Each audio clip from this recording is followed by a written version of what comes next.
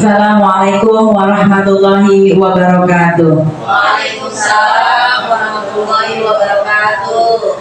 Alhamdulillahirabbil alamin, hamdan syakirin, hamdan na'imin, hamdan yuafi ni'mahu wa yukafi mazidah.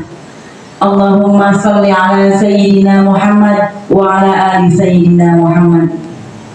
Yang terhormat Ibu Kepala Sekolah SD Negeri Tangerang 4, yang kami hormati Ibu CGP Angkatan 11 Kota Tangerang, yang kami hormati Bapak Ibu Dewan Guru SD Negeri Tangerang 4. Marilah kita bersama-sama memanjatkan puja dan puji syukur kehadirat Allah Subhanahu wa Ta'ala. Alhamdulillah, pada hari ini, hari Kamis, tanggal 22 Agustus tahun 2024, kita dapat berkumpul dalam kegiatan diseminasi modul 1.4 tentang budaya positif.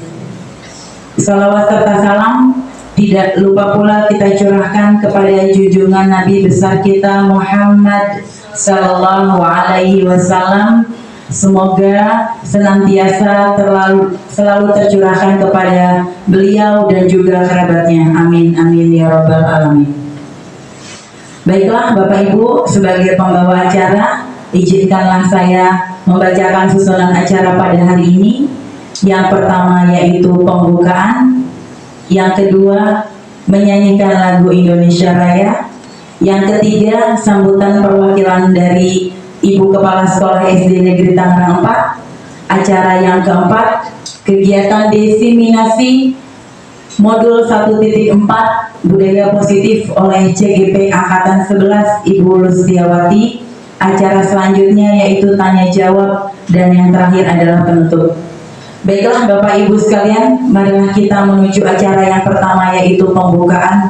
Marilah kita bersama-sama membacakan basmalah. Bismillahirrahmanirrahim. Mudah-mudahan acara hari ini berjalan dengan lancar. Amin ya rabbal alamin. Baiklah, acara selanjutnya yaitu menyanyikan lagu Indonesia Raya yang akan dipimpin oleh Ibu Megah Trisnawati. Kepadanya dipersilahkan. Hadirin dimohon untuk berdiri.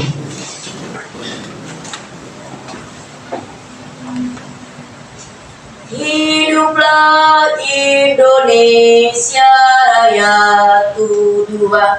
Indonesia tanah airku, tanah tumpah darahku.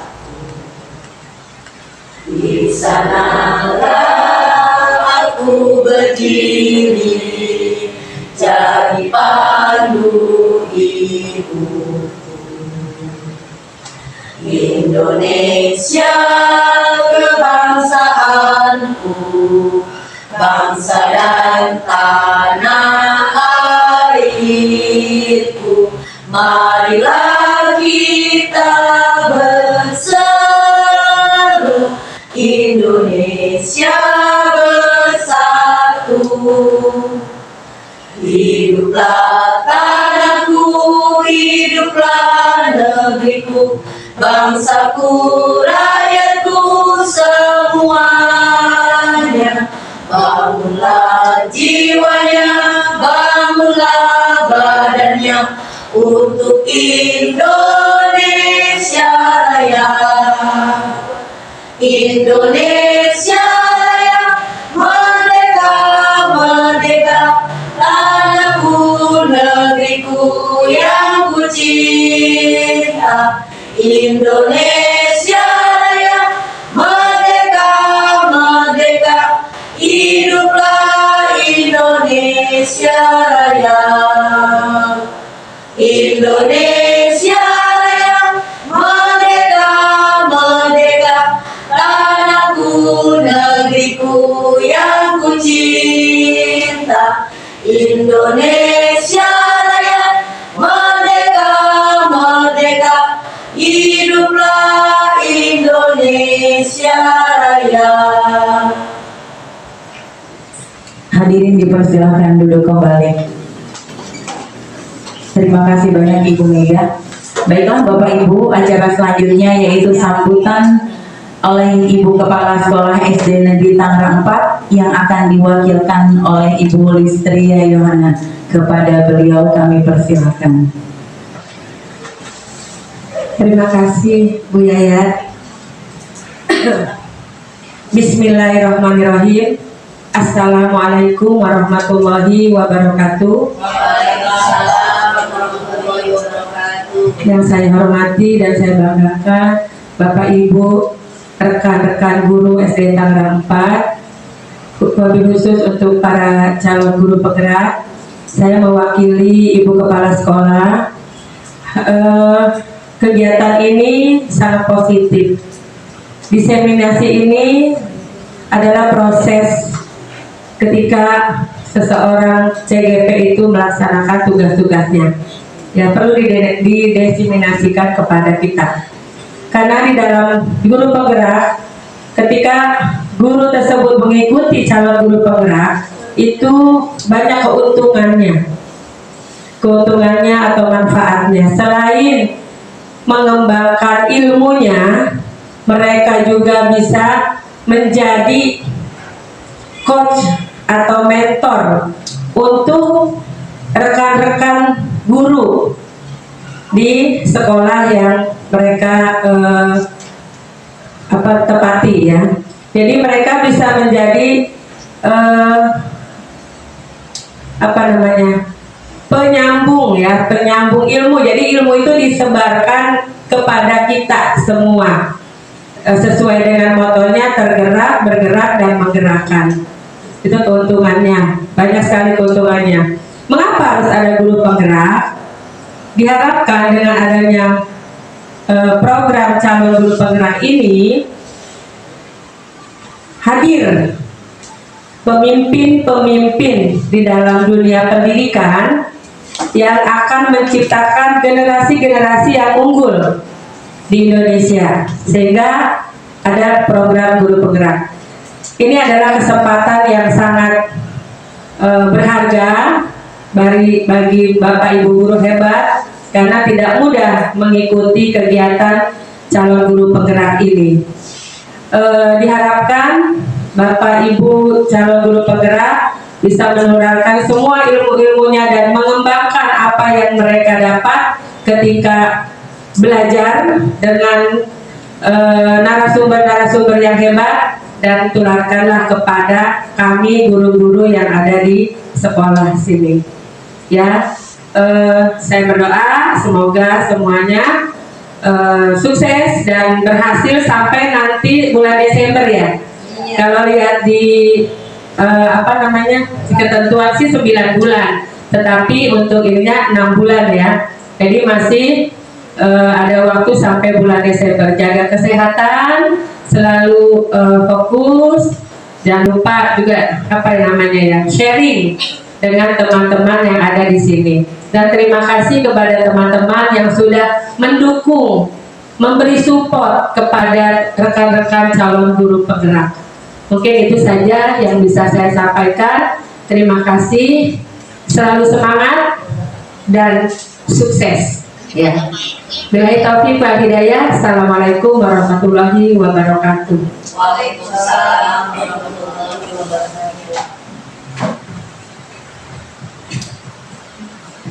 Ya, terima kasih banyak Ibu Listria atas sambutannya.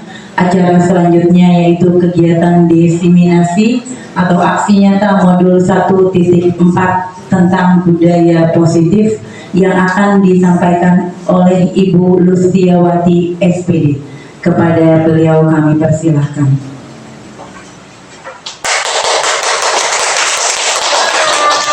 Terima kasih Bu Yayat.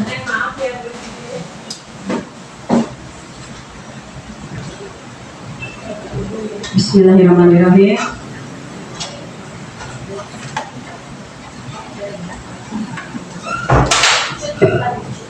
Assalamualaikum warahmatullahi wabarakatuh. Waalaikumsalam warahmatullahi wabarakatuh.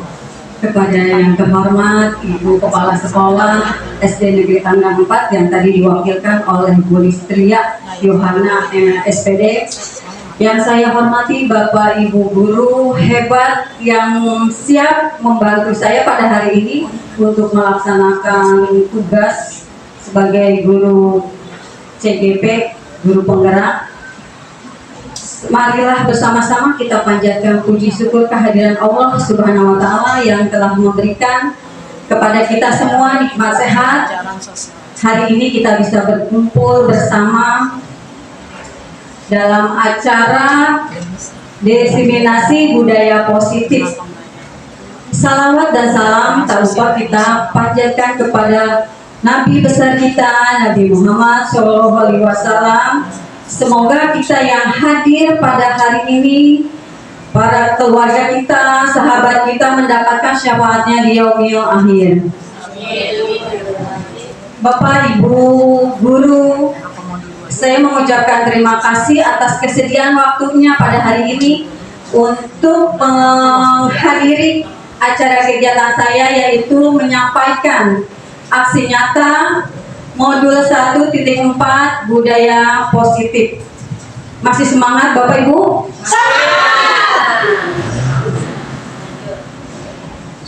Perkenalan dulu ya Pak ya. Di sini kita CGP selalu difasilitatorkan oleh Muhammad Apriyadi Hasan, ini orang Kalimantan. Pengajar prakteknya Abdul Mahmudin, ini yang membimbing kami juga selama kami mengikuti CGP. Jadi kita pada saat CGP itu mempunyai 2 orang guru lah ibaratnya ya Pak ya, yaitu fasilitator dan pengajar praktik. Baik Bapak, mohon izin saya akan memulai yaitu mengenai menyebarkan pemahaman dan penerapan pengalaman budaya positif. Konsep inti dari budaya positif ini ya 1. Perubahan paradigma belajar, 2. Disiplin positif, 3. Nilai-nilai kebajikan, 4. Kebutuhan dasar manusia, motivasi perilaku manusia, posisi kontrol guru, keyakinan kelas, dan yang terakhir yaitu segitiga restitusi. Selanjutnya, miskonsepsi tentang teori kontrol, yaitu ilusi guru mengontrol murid. Ilusi bahwa semua penguatan positif efektif dan bermanfaat. Selanjutnya, ilusi bahwa kritik dan membuat rasa bersalah mampu menguatkan karakter. Ilusi bahwa orang dewasa berhak memaksa. Di sini untuk mengubah paradigma stimulus respon ke pendekatan teori kontrol dibagi menjadi 2, yaitu yang pertama stimulus respon, yang kedua teori kontrol. Realitas atau kebutuhan kita sama. Kalau untuk stimulus respon ya Pak ya, Bapak Ibu, semua orang melihat hal yang sama.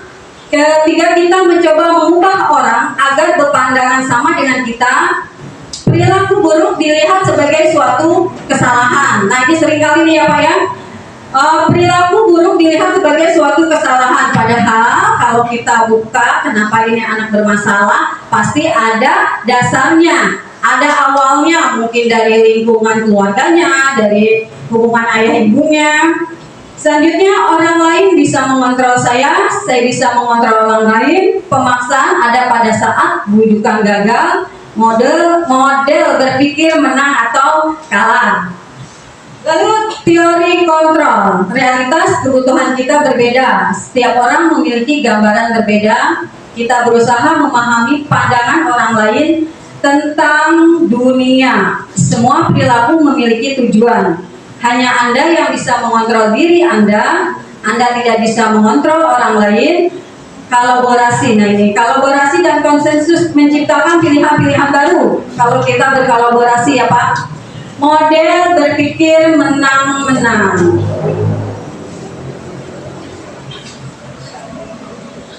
Di sini ada disiplin positif. Disiplin berasal dari kata disiplina yang artinya belajar. Disiplin mengacu pada disiplin diri yang memiliki tanggung jawab terhadap apa yang didukungnya, berdasarkan nilai-nilai yang diyakini. Disiplin positif merupakan salah satu cara penerapan disiplin yang bertujuan untuk menumbuhkan kesadaran serta memberdayakan peserta didik tanpa imbalan, penghargaan, ancaman, atau hukuman. Nah, di sini disiplin kita di sekolah mendidik anak. Anak-anak wajib untuk mengikuti aturan-aturan yang ada di sekolah kita ya. Nah, adakah di antara Bapak Ibu pernah mendapati anak yang tidak mengikuti aturan yang sudah dibuat atau kedisiplinan yang kita buat? Mungkin Bu Mega ada pengalaman? Ada Bu? Ya, Bu Kokom, Bu Mega, silakan ya. Oh iya, Kokom dulu ada Bu. Silakan Bu Kokom. Ada Bu, ketika itu anak kebetulan anak kelas 2 dia melanggar aturan, datangnya tidak tepat waktu, gitu Bu. Oh iya, bagus. Terima kasih Bu Kokom. Tepuk semangat dulu dong untuk Bu Kokom. Kita sebagai seorang guru pasti untuk melihat siswa-siswi kita yang ada saja yang tidak disiplin, yang tidak mengikuti aturan yang sudah kita buat bersama. Selanjutnya sebagai pendidik, tujuan kita adalah menciptakan peserta didik yang memiliki disiplin diri sehingga mereka berperilaku mengacu kepada nilai-nilai kebajikan. Nah, di sini nilai-nilai kebajikan universal dan memiliki motivasi intrinsik dalam perubahan perilaku ke arah yang lebih baik lagi. Nilai-nilai yang disepakati bersama lepas dari suku, bangsa, agama, bahasa maupun latar belakangnya. Jadi walaupun kita bersuku, bangsa dan agama yang berbeda-beda, tetap kita menjadi satu, yaitu nilai yang disepakati bersama. 1. Profil pelajar Pancasila: beriman dan bertakwa kepada Tuhan Yang Maha Esa, berakhlak mulia, berkebinekaan global, gotong royong, mandiri, kreatif, bernalar, kritis. Yang kedua, Ibu Premier Program. Toleransi, di sini ada toleransi, rasa hormat, integritas, mandiri, menghargai, antusias, empati, keingintahuan, kreativitas, kerjasama, percaya diri, dan komitmen. Komitmen pasti ada setiap kegiatan apapun. Yang ketiga, keterampilan hidup, life skill, dapat dipercaya, lurus hati, pendengaran yang aktif, tidak merendahkan orang lain, dan memberikan yang terbaik dari diri kita. Selanjutnya yaitu kebutuhan dasar manusia. Kebutuhan dasar manusia adalah segala sesuatu yang kita lakukan untuk mendapatkan apa yang kita inginkan. Seluruh tindakan yang kita lakukan memiliki tujuan tertentu dan semua usaha terbaik yang kita lakukan adalah rangka agar kebutuhan dasar kita terpenuhi dengan baik. Bapak Ibu, bila kebutuhan kita tidak terpenuhi, apa yang akan kita rasakan? Coba. Tidak senang ya, hatinya pasti berontak ya. Emosi. Kecewa. Ya. Sedih. Apa Bu Kokom? Emosi. Salah satu dari Oh iya betul. Nah, dari tadi yang kita sampaikan mengenai emosi kita ya, sedih, senang, bahagia, kesal. Ada 5 kebutuhan pokok manusia yang harus terpenuhi. Yang pertama, bertahan hidup, makan, pakaian, tempat tinggal, keamanan. Kita pun perlu kasih sayang dan rasa diterima. Rasa diterima, diperdulikan, bagi kerjasama, menjadi bagian dalam kelompok. Ini yang pertama dulu nih, pertahanan hidup, bertahan hidup, makan, pakaian, tempat. Bagaimana bila kebutuhan pokok kita, makan, pakaian, tempat tinggal, dan keamanan tidak terpenuhi? Bagaimana? Apa yang dirasakan? Makan tidak ada, pakaian tidak ada, bagaimana? Sedih ya. Yang kedua, kasih sayang dan rasa diterima. Rasa diterima, dipedulikan, berbagi, kerjasama, menjadi bagian dalam kelompok. Rasa diterima, kasih sayang. Begitu juga kita sebagai seorang guru, pasti kita pun memiliki kasih sayang kepada siswa kita. Sering kita dapati, bila siswa kita melakukan sesuatu yang positif, kita pasti memberikan reward ya, bagus, hebat gitu. Tetapi terkadang kita pun melupakan, ada anak yang berbuat kesalahan, langsung kita apa Bu? Langsung hukum, langsung dikasih sanksi ya kan? Padahal Kalau kita perhatikan lebih dalam lagi, mungkin siswa itu ingin mencari perhatian kita, ingin ada rasa kasih sayang dari kita sebagai gurunya ya. Yang ketiga, penguasa. Nah ini, harga diri, keinginan untuk dianggap, memimpin, berprestasi, diakui, didengar. Ada tidak Bu? Kita dapatin, misalnya siswa kita berkata, Bu, aku mau ini, tapi bu gurunya udah pusing nih. Boleh ntar aja seperti itu. Pernah nggak ngalamin gitu? Ya, pernah ya. Selanjutnya kebebasan. Nah ini kebebasan. Apalagi sekarang kita memasuki kurikulum apa Bu? Merdeka. Berarti bebas ya. Dalam arti bebasnya itu kita punya aturan-aturannya. Kebebasan mandiri, memiliki pilihan, mencoba hal baru, mampu mengendalikan arah dirinya. Yang kelima, kesenangan, bermain, humor, antusias, tertawa.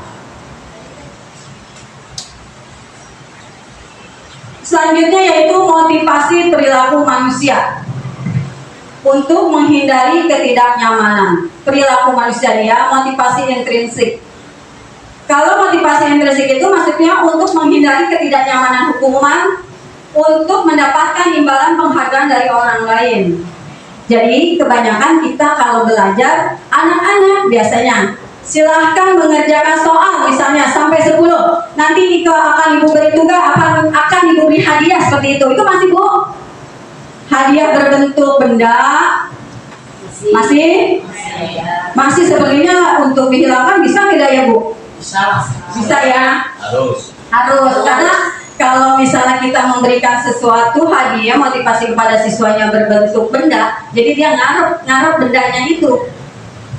Yang selanjutnya motivasi intrinsik untuk menjadi orang yang mereka inginkan dan menghargai diri sendiri dengan nilai-nilai mereka percaya.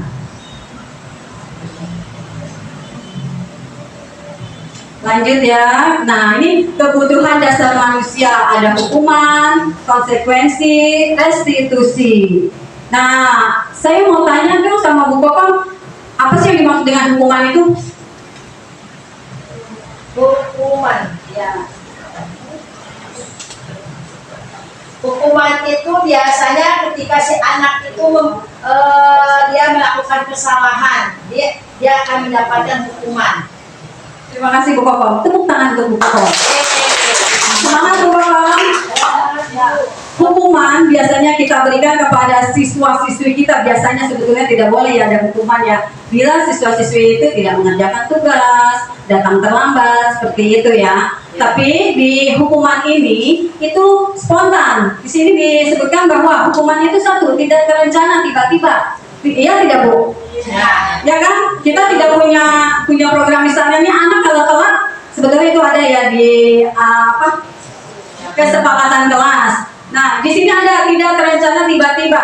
Anak itu misalnya membuat mainan membuat buku teman itu robek. Kita langsung berdiri, silakan ke depan. Itu masih ada juga kan? Masih? Murid tidak tahu apa yang akan terjadi atau tidak dilibatkan, berarti murid tidak tahu. Gurunya masih hukuman tidak terencana tiba-tiba dan murid itu tidak tahu apa yang harus dia sepakati, tidak ada gitu ya. Selanjutnya bersifat satu arah hanya pada guru. Yang keempat berupa psikis hukuman. Ini yang berupa fisik kalau menurut saya sekarang udah nggak ada ya. Karena apa sekarang wah udah ramai sekali. Iya, ujung-ujungnya kita bisa masuk kemana Bu? Bapak? Tapi kalau psikis nih hukuman kadang kejiwaan masih ya. Saya pernah melihat guru, bukannya di sini sih, di sini mah tidak ada baik-baik ya. Jadi ada anak itu tidak mengerjakan soal, lalu gurunya instruksi begini ke anak-anaknya, sorakin anak-anak, wow gitu. Itu jujur membuat hati anaknya iya. Sampai saya bilang kok begitu ya, kasihan kalau sampai begitu. Jadi bukan yang berupa fisik sudah tidak, tapi psikis ini kan sama juga dengan membuli ya Bu. Membuli tapi tidak sadar gurunya kalau anak itu membuli, mempermalukan anak di depan umum, kalau menurut saya itu bully, walaupun sekecil apapun. Yang kedua konsekuensi, terencana, disepakati. Nah kalau ini direncanakan, sudah terencana, disepakati sesuai peraturan. Ini biasanya kesepakatan kelas ya. Murid tetap dibuat tidak nyaman, tapi murid tetap tidak dibuat nyaman. Mungkin kesepakatan kelasnya itu memberatkan. Yang ketiga, sikap guru selalu memonitor murid. Pasti awas, jangan begini, awas, jangan begitu ya Bu ya. Jangan berantem, nanti kalau berantem ini ibu kasih hukuman ini ya. Nah, yang ketiga, restitusi. Proses menciptakan kondisi bagi murid untuk memperbaiki kesalahan. Jadi siswa ini paham dia sudah melakukan kesalahan apa, dan dia pun proses kolaboratif antara guru dan siswa dengan teman-temannya juga ya, mengajarkan murid untuk mencari solusi sendiri. Jadi mereka yang akan mencari solusi, mereka melakukan suatu tindakan yang tidak baik dan apa yang harus dia lakukan supaya tidak terjadi lagi hal seperti itu. Let's breaking dulu Bu, pada ngantuk nggak? Ngantuk sore. Nah di sini ada nih, cluenya itu liburan ke bulan, kita jalan-jalan ke bulan. Jalan-jalan ke bulan ada berapa bulan ya? Dalam setahun 12. Liburan ke bulan. Jika bulan pertama membawa jaket full, jaket J, berarti apa itu? Januari. Bulan kedua membawa Fanta Februari, maka bulan ketiga membawa apa Bu Kawan? Bulan ketiga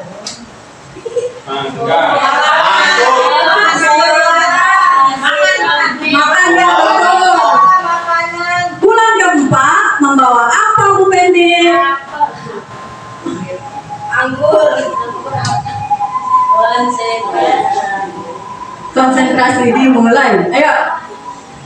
Bulan ketiga membawa apel. Bulan keempat bawa mangga. Bulan ketiga bawa mangga. Bulan keempat bawa apel. Apa? Ya. Ingat cluenya bulan. Bulan. bulan Apel. Jika Bulan keempat saya Bu Mamas, coba Bu Mamas. Bulan keempat Bu Mamas. bulan Bulan kelima ya. apa kayak Bulan kelima boleh membawa nasi Betul. Bulan keenam Pak Didin. gas jus. Iya betul. Abdi teh tenaki. Oh, jadi nih, Ari jelasin dulu. Depan dulu. Iya. Depan dulu. Tahunnya bulan dalam apa? Dalam setahun ada. Ya. Coba sama-sama Januari, Februari, Maret, April, Mei, Juni, Juli, Agustus, September, Oktober, November, Desember. Berarti bulan ketiga itu membawa mangga. Anggur. Bisa. Kita kembali lagi. Di sini ada 5 posisi kontrol guru. Yang pertama menghukum. Yang kedua membuat merasa bersalah. Ketiga pemantau. Keempat teman, kelima manajer.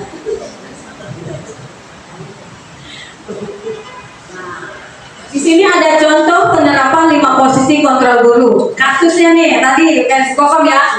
Kasus siswa tidak memakai atribut lengkap saat upacara bendera.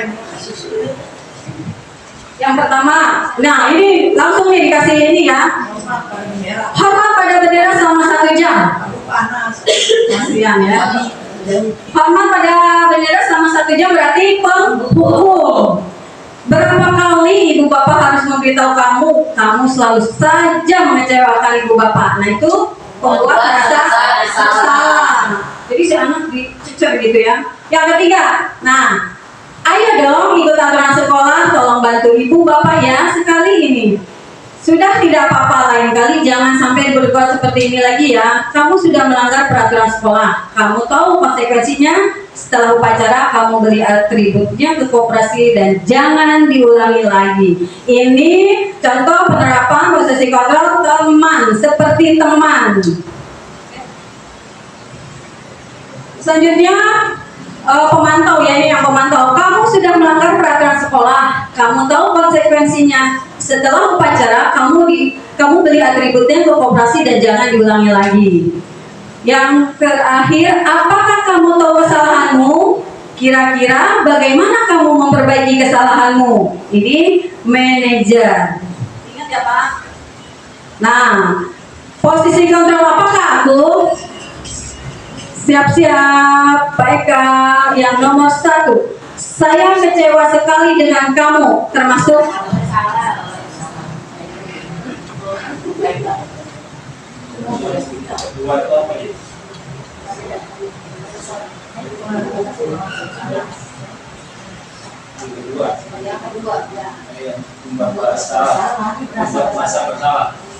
betul Pak Eka.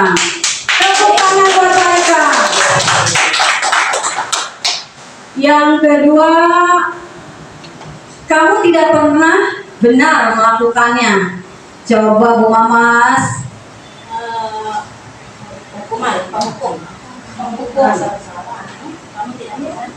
Ya Bu Kokong, apa? Hukum.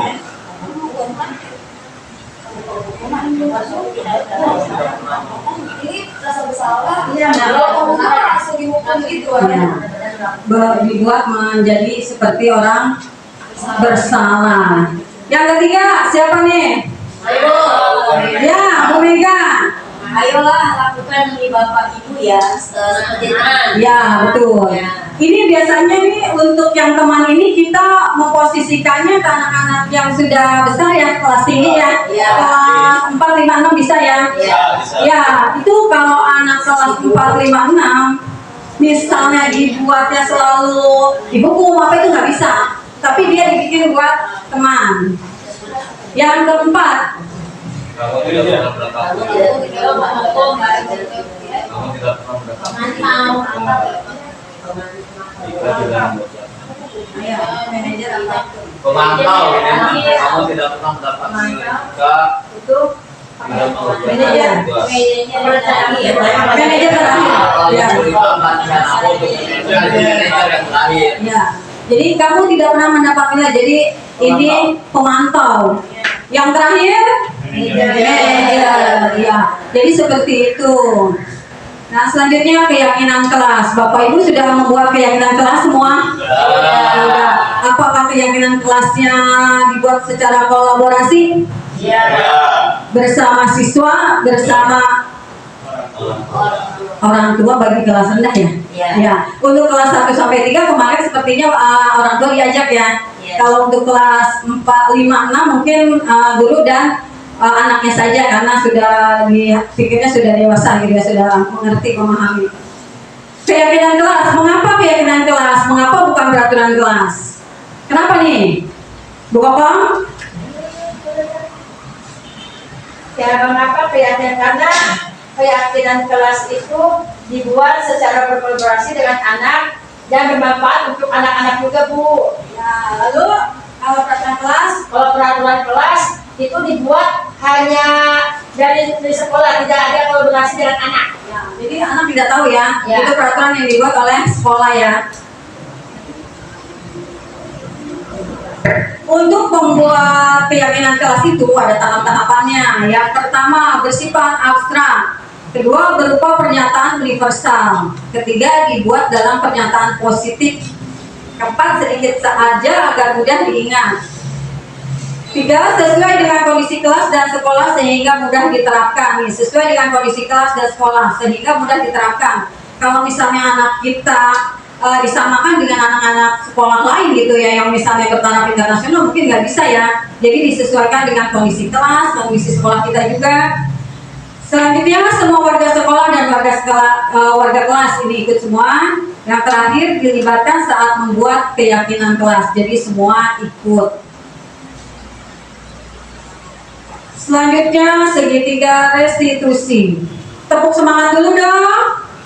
Tepuk semangat.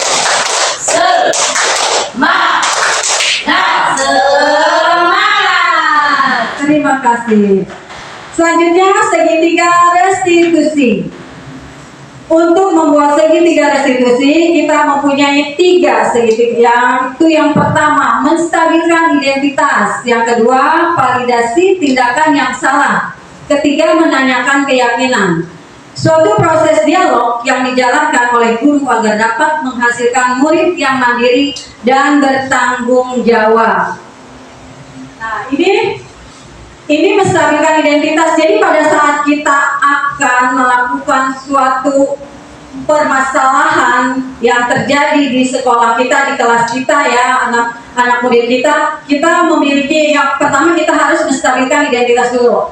Kita harus mengetahui dulu apa ini, kenapa bisa terjadi. Yang kedua, berdasarkan prinsip membuat kesalahan adalah bagian dari proses pembelajaran. Jadi pada saat anak bersalah jangan langsung ditekan, langsung marah kitanya sebagai bapak ibu guru, tapi enggak, diselidiki aja dulu kenapa bisa terjadi seperti itu. Selanjutnya, berbuat, nah ini ada kata-kata ya, berbuat salah itu wajar. Dan jadi kita kepada siswa itu menyampaikan memang berbuat salah itu wajar, setiap manusia kan pasti ya Pak ya, Ibu, kita juga sama. Yang kedua, tidak ada masukan yang sempurna, tidak ada manusia yang sempurna. Selanjutnya, ibu bapak juga pernah melakukan sama kita juga. Bukan berarti kita orang yang suci, kita nggak punya masalah sama kita seperti mereka. Selanjutnya, ibu bapak tidak mau mencari siapa yang salah. Di sini kita sebagai bapak ibu guru pada saat menyelesaikan suatu permasalahan, jangan mencari atau menekan anak kamu yang salah. Belum dicari dulu penyebabnya sudah langsung, karena hanya melihat mata dan sampaian yang disampaikan oleh teman-temannya. Selanjutnya, kamu berhak merasa begitu.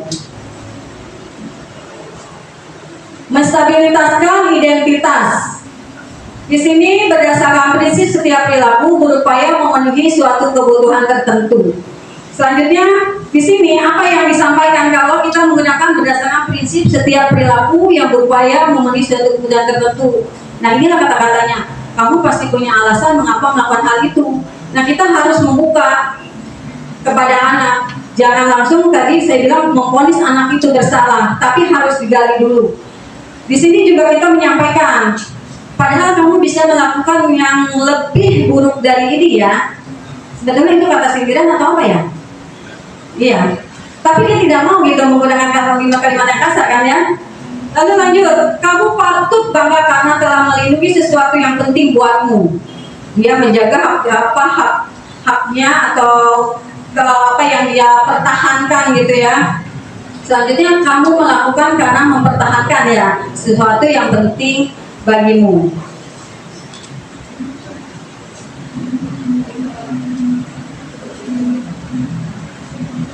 Terakhir, bentuk. Dalam penerapan program disiplin positif, hendaknya guru memiliki standar kepribadian profesional dan sosial yang baik, di mana guru mampu merefleksi dirinya dalam posisi kontrol saat ini. Bagaimana perjalanan dirinya sebagai among. Nah, kita ini sebagai among, manajer, yang menuntun murid-muridnya menjadi istri terima kasih, adib bu, ya sama-sama, dan bertanggung jawab standar nasional pendidikan. Bapak Ibu, ada yang mau ditanyakan? Sudah jelas semua? Tepuk semangat dulu. Tepuk semangat.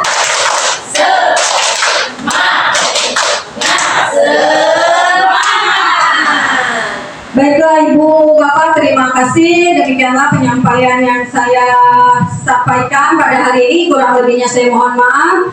Wabillahi taufiq wal hidayah. Wassalamualaikum warahmatullahi wabarakatuh. Waalaikumsalam warahmatullahi wabarakatuh.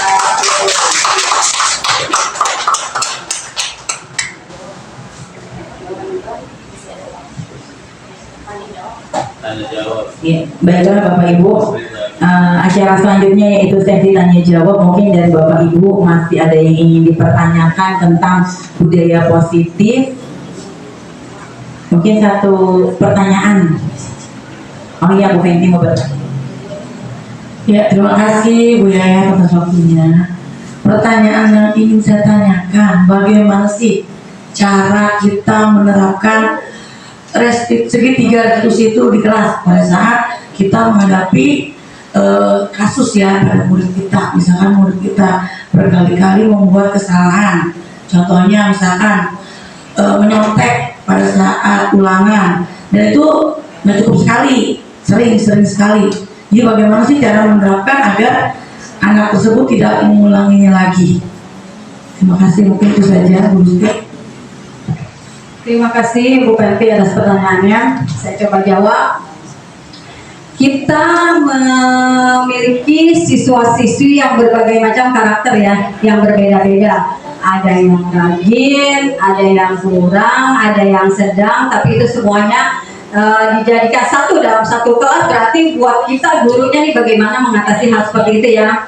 Nah, yang pertanyaan Bu Penti, ada siswa yang sering nyontek, udah dikasih tahu masih nyontek lagi. Nah, kalau menurut saya dari segi tiga restitusi ini, kita pertama menstabilkan identitas dulu. Berarti mungkin anaknya dipanggil, padahal dipanggil ya, tapi masih begitu. Nah, kalau sudah begitu, kita gali lagi, kita kembali. Kalau kita sudah lihat di kelas kita belajar desa hari-harinya seperti itu, kita kembali ke rumah, lingkungan rumahnya bagaimana, seperti apa, apakah kondusif atau tidak di rumahnya. Kadang ada, saya pernah alami juga, siswa rumahnya ngontrak, satu petak diisi oleh 5 orang.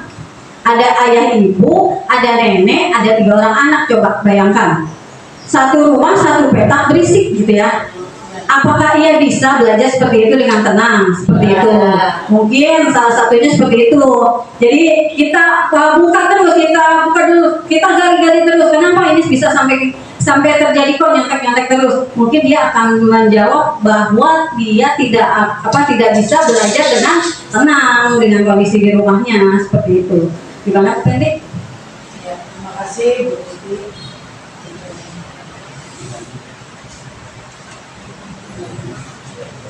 Kita kasih tepuk tangan buat Bu Luciawati. Tepuk mantul ya. Ya, ayo tepuk mantul. Mantul. Ulangi lagi sambil tunjuk Bu Lucinya. Mantul. Oke, baiklah Bapak Ibu, acara demi acara kita lalui. Inilah acara yang terakhir. Mungkin sebelum acara yang terakhir saya berikan refleksi terlebih dahulu. Budaya positif di sekolah itu yaitu budaya yang dapat berpihak kepada murid, yang dapat melahirkan generasi penerus yang unggul, berakhlak mulia, dan juga sesuai dengan profil pelajar Pancasila.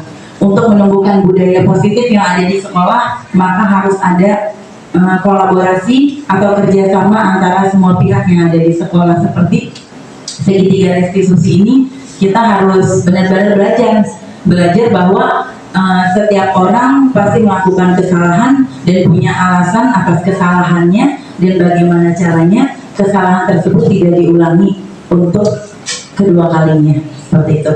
Baiklah Bapak Ibu, untuk acara yang terakhir yaitu penutup, marilah kita sama-sama membaca hamdalah. Alhamdulillahirabbil alamin. Sebagai pembawa acara, saya akhiri kegiatan hari ini. Apabila ada kata-kata yang bersalah ataupun kurang berkenan, mohon dibukakan pintu maaf yang sebesar-besarnya. Wabillahi taufiq wal hidayah. Wassalamualaikum warahmatullahi wabarakatuh. Assalamualaikum warahmatullahi wabarakatuh. Saya Rasika SPD, guru SD Tangerang Kart, mengajar di kelas 6. Saya telah mengikuti diseminasi tentang budaya positif di sekolah. Alhamdulillah, setelah saya mengikuti kegiatan tersebut, ada pencerahan buat saya, khususnya untuk menangani anak yang bermasalah. Apabila ada anak yang bermasalah, saya tidak langsung dengan sendirinya akan memberikan sanksi atau bagaimana, tapi kita harus bijak terhadap anak tersebut. Intinya, dengan kegiatan diseminasi budaya positif, itu lebih baik daripada yang sudah. Alhamdulillah, mudah-mudahan dengan istilahnya CGP yang ada sebelah sini lebih maju lagi, lebih berkembang lagi, dan sukses selalu untuk para calon CGP yang 11. Terima kasih. Assalamualaikum warahmatullahi wabarakatuh.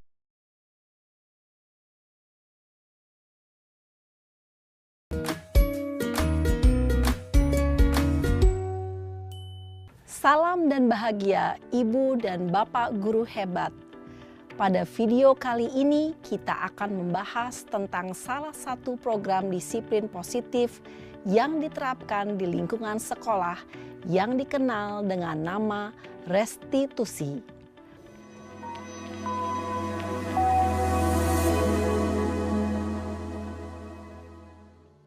Restitusi dikembangkan oleh pakar pendidikan Diane Gosson, berlandaskan pada teori kontrol Dr. William Glasser.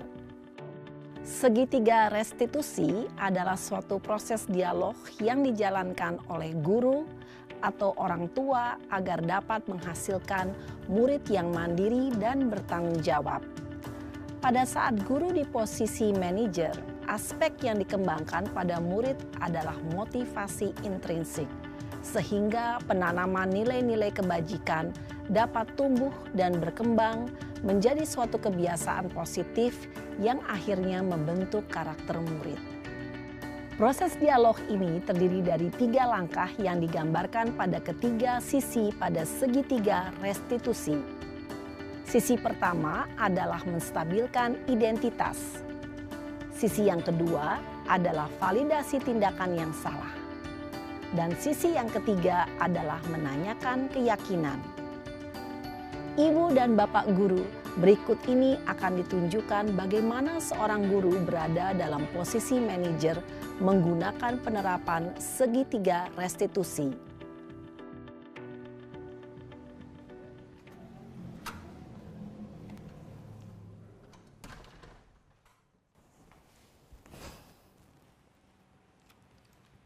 Siang Sarah.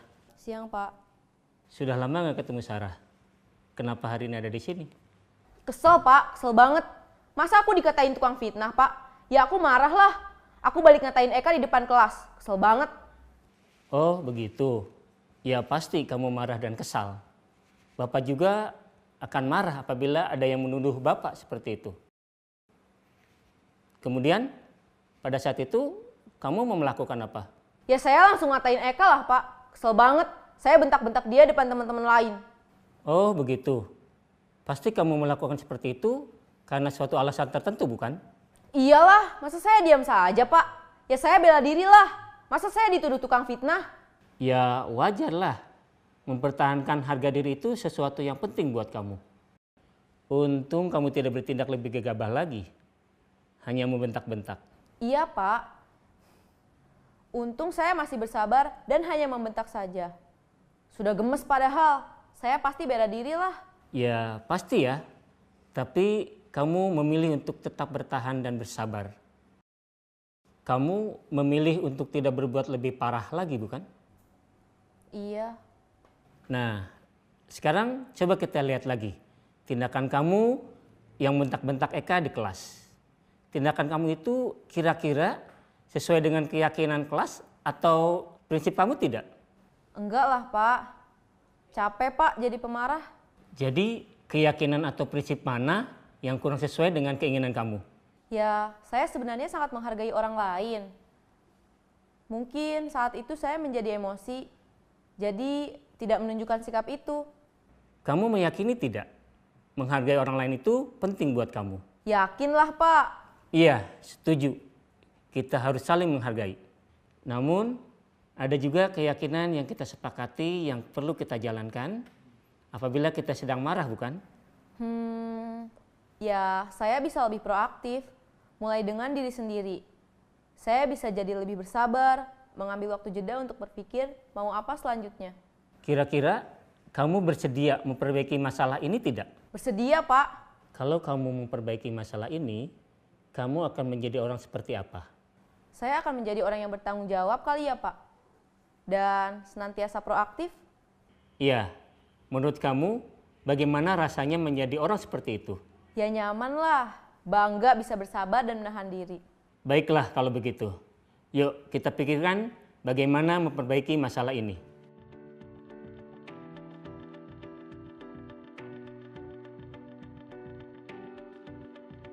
Ibu dan Bapak guru hebat, baru saja kita menyaksikan contoh bagaimana seorang guru berada dalam posisi manajer menggunakan penerapan segitiga restitusi. Mari kita bahas satu persatu. Pada sisi pertama, menstabilkan identitas berdasarkan pada prinsip bahwa membuat kesalahan adalah bagian dari proses pembelajaran. Sisi pertama dari segitiga ini berperan menggeser identitas murid dari identitas gagal ke identitas sukses. Murid yang sedang bertingkah laku yang tidak pantas atau menarik diri saat itu sedang mengalami identitas gagal. Bila kita mengkritiknya, maka posisinya tidak akan berubah. Kita bisa mengajukan pernyataan-pernyataan ini. 1. Membuat kesalahan sesuatu yang wajar. 2. Manusia tidak ada yang sempurna. 3. Kita bisa memperbaiki masalah ini. 4. Saya tidak menanyakan kesalahannya. Saya lebih fokus bagaimana memperbaiki masalah ini. 5. Apakah saat ini kamu tengah menjadi orang yang baik untuk dirimu sendiri? Pada sisi kedua, validasi tindakan yang salah berlandaskan pada prinsip bahwa setiap perilaku berupaya memenuhi suatu kebutuhan tertentu. Guru yang telah memahami teori kontrol akan bergeser dari pemikiran stimulus respon menjadi proaktif dan mencoba untuk mengenali tujuan dari perilaku murid. Mengenali dan mengakui kebutuhan murid ini dapat memperbaiki hubungan dengan murid tersebut. Pernyataan atau pertanyaan bisa disampaikan dengan nada suara tidak menghakimi atau memojokkan, sehingga dapat mengembalikan murid pada posisi positif. 1. Kamu bisa saja bertindak lebih gegabah lagi dari ini.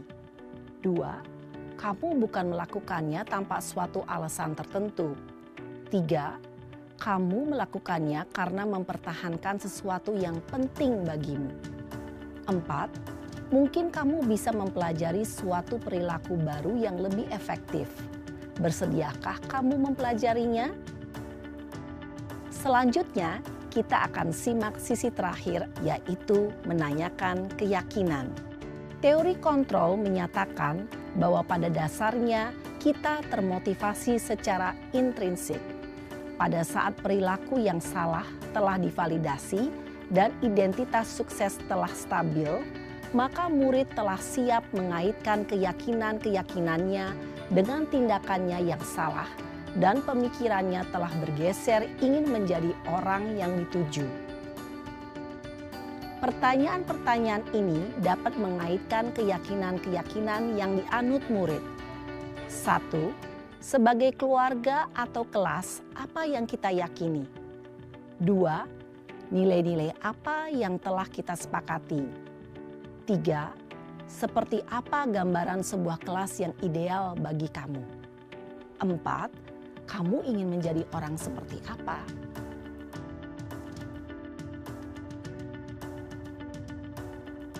Dalam menerapkan segitiga restitusi, perlu diperhatikan beberapa hal, yaitu 1. Perilaku yang salah perlu dikaitkan dengan nilai-nilai atau keyakinan-keyakinan yang telah disepakati atau dituju. 2. Kesediaan orang yang melakukan kesalahan untuk memperbaiki masalah. 3. Pemecahan masalah sebisa mungkin relevan atau memiliki hubungan dengan masalah yang ada. 4. Usaha. Perlu adanya suatu usaha perbaikan dari pihak yang berbuat kesalahan. 5. Waktu. Perlu didedikasikan waktu dari pihak yang berbuat kesalahan.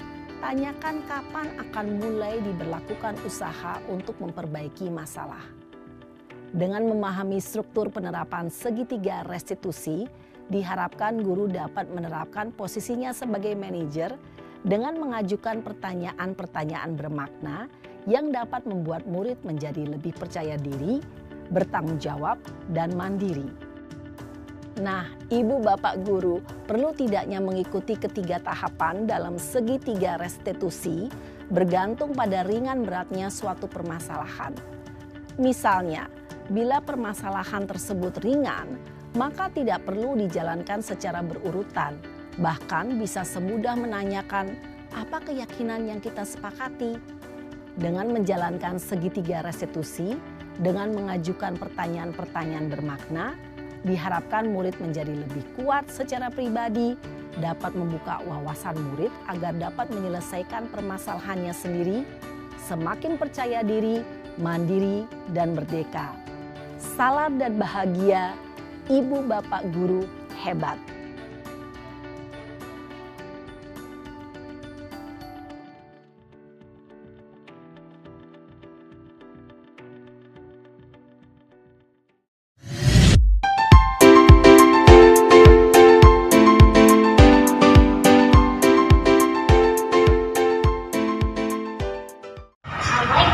Waalaikumsalam. Silakan Ibu Samara.